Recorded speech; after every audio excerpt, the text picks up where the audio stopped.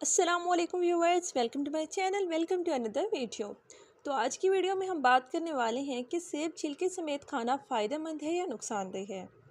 सेब के रोज़ाना इस्तेमाल से मुतल्लिक तो कई कहावतें मशहूर हैं, मगर इस फल के इस्तेमाल के फ़वाइद इन कहावतों से भी कई गुना ज़्यादा हैं, जिनसे अक्सर अफराद नावाकिफ़ नज़र आते हैं और इस फल से फ़ायदा उठाने से कासिर रहते हैं। रोज़ाना एक सेब हमें डॉक्टर से दूर रखता है।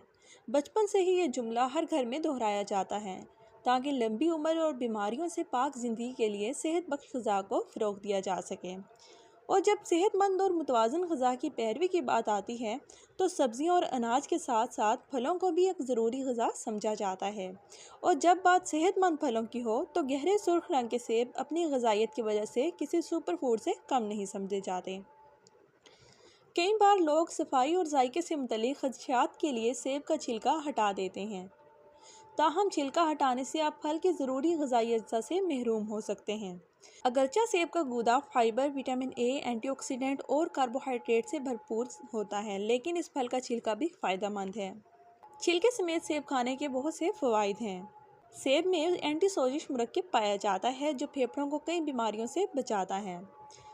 और अगर सेब को छिलके समेत खाया जाए तो सेब के छिलके में पाए जाने वाले एंटीऑक्सीडेंट ब्लड शुगर और कोलेस्ट्रॉल की सतह को बरकरार रखने में मदद करते हैं, जिसकी वजह से हमारा दिल सेहतमंद रहता है।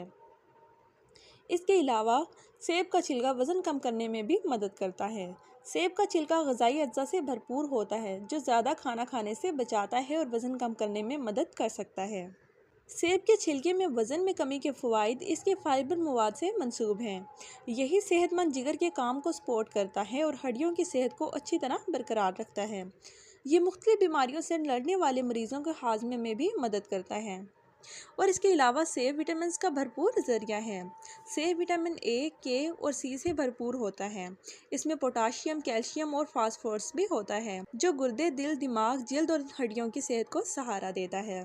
तो इस वीडियो को यहीं ऐड करते हैं। इंशाल्लाह नेक्स्ट वीडियो में बात होगी एक नए टॉपिक के साथ। खुश रहें, आबाद रहें। अस्सलामुअलैकुम।